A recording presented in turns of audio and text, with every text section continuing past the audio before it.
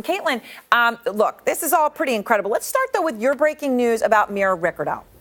Yeah, she's been forced out of her job, but maybe not the administration tonight, Aaron. Sarah Sanders, after a whirlwind 24 hours about speculation about what Mira Ricardel was going to do, has issued a statement saying that she's going to continue to support the president, but as she departs the White House to transition with a new role in the administration. Now, Aaron, there's been no word on what exactly that new role is going to be. Likely not the Department of Defense, because one reason she was under fire was because she's been privately making disparaging remarks about the Defense Secretary, James Mattis. But tonight, the White House isn't saying where it is she's going, but they aren't saying that she's fired either. Now, of course, Aaron, this comes as her boss, John Bolton, the National Security Advisor, is still 10,000 miles away in Singapore with the Vice President, Mike Pence. And we were told by sources that initially, when all of this went down, he tried to scramble to save her job while he was away. But in the end, clearly, Aaron, we see that it is the First Lady who exerted her influence over this and clearly won the situation here.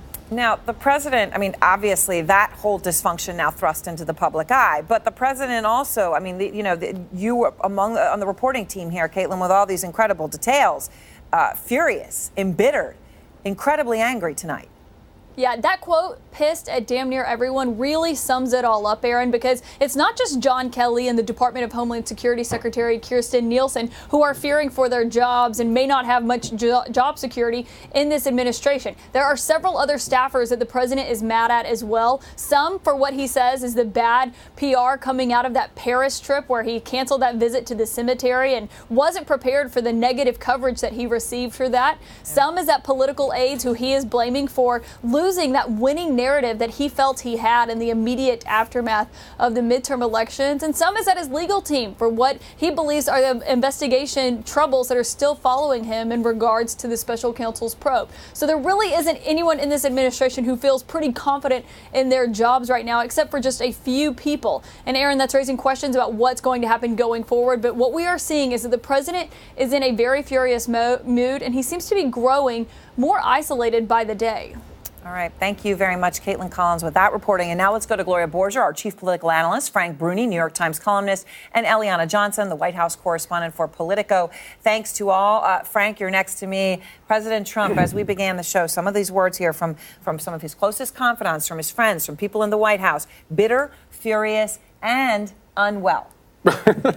Well, I mean, think about his last couple of weeks, Aaron. He went from the last 2 weeks before the midterms, he was doing the thing he loves best. He was out at rallies. He was looking at crowds, who were looking at him with adoring faces. Like, that's when he's in his element. Affirmation, affirmation, affirmation. Election night does not go as they want it to, and as the days go on, the returns get worse and worse.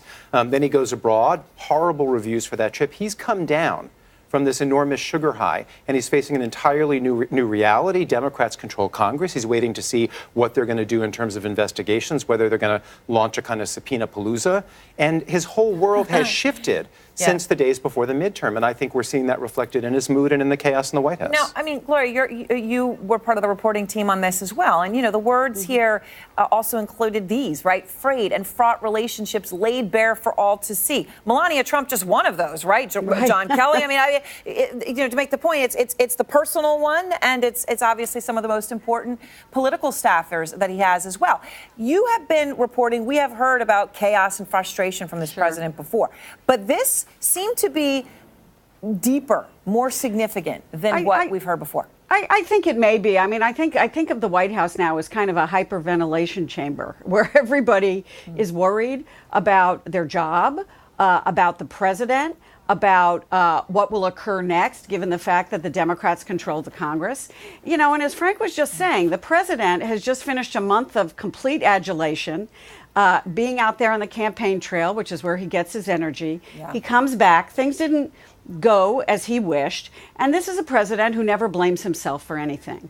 So he's upset. He wants to change his White House chief of staff. He's clearly going to change some other cabinet positions. Kirstjen Nielsen, for example, at the Department of Homeland Security. He's already fired his attorney general. And, you know, I was told by somebody who speaks with him regularly that on the one hand, he's looking forward to fighting the Democrats because he feels that gives him an enemy, and he believes that he's a very good counterpuncher, and he wants that. But on the other hand, he's also quite unsettled about the fact that the Mueller investigation is kind of going to wind down. He's been spending a lot of time with his attorneys going over his written answers to questions. And so he's not quite sure what's going to happen on that end. He sees that Michael Cohen is testifying before the special counsel. Right. So, you know, there is a lot of churning going on. And at this White House, nothing is behind closed doors. No, I mean, Eliana, look, to that front, some things that should be behind closed doors include conversations between the First Lady and the President. It took more than 24 hours for the president and the White House to, quote, transition Mira Ricardel to a new job, the national security advisor, right? The First Lady had been directly asking for this for quite some time. He refused to do it, obviously. Then she puts this unprecedented letter out, which really put the dysfunction between the president and the First Lady embarrassingly public, her statement calling for the firing. And he is now dealing with that embarrassment as well. This was an unprecedented statement by the First Lady's office intervening in a personnel matter on the National Security Council. But it isn't the first time we've seen these disagreements between the president and the First Lady come into public view. I think the last time was when the First Lady made a visit to the border during the controversy over child separation, making clear her disagreement with the administration's policy. But I have to agree with what Frank and Gloria said, which is that campaigning for the president, which is much more enjoyable than the difficult work of governing. And after the midterms, he's turned back again, staring down down the barrel of the Mueller probe. He has very dim prospects of passing legislation. I think that's why you saw him endorse criminal justice reform today. That's one of the things Republicans and Democrats have a chance to agree on. And limited prospects of achieving something big on foreign policy, with North Korea talks seemingly having ground to a halt. Yeah. And of all his frustration with cabinet members, he can't fire anything. And I think that's really the final frustration for him. And Frank, you know, you have him talking about, you know, on election night, he's sitting around with his billionaire friends eating tiny hot dogs, which I would call pigs in a blanket, I'm assuming, unless there's some middle thing like a, you know, hot dog equivalent of a slider. But, you know, sitting around excited, and then all of a sudden things turn south. He leaves early. John Kelly's kind of huddled in the corner, leaves. The president is talking to someone who might even replace John Kelly. You see all that playing there.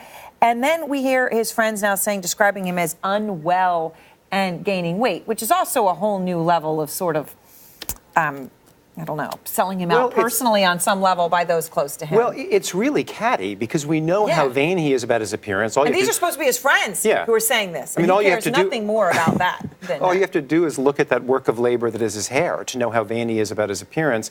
And it does seem to me like people are trying to get under his skin when they're saying he looks unwell, he's gained weight. He's going to hear that. He's not going to like it. He's going to feel even more under siege. I also want to say this Melania Trump thing, this First Lady thing, unprecedented is the word for it. We have had First Ladies in the past, Nancy Reagan memorably, Hillary Clinton, who sort of behaved as a co-president, who absolutely got involved in staffing. Travelgate was all about that. But when have we seen a First Lady, when things weren't happening staffing-wise the way she wanted to, go around the president to the public and essentially sort of pressure him and mortify him that way? That has got to be freaking Donald Trump out. Yeah, I mean, and Gloria, the reporting backing him into a corner, that he's livid about that. Yeah, look, I far be it from me to understand the relationship between Donald Trump and Melania Trump, but I would have to say that I've never seen a First Lady behave this way, and as Frank says, go around her husband and issue a public firing, shaming of this deputy national security advisor. And let's not forget here, this isn't just some functionary job. This is a very serious and important national security job, while the national security advisor is 10,000 miles away in Singapore. And so it was kind of stunning and shocking. And the president, honestly, I think the reporting is that they were blindsided by it, but he seemed to just kind of shrug and say, all right, sure, that's it.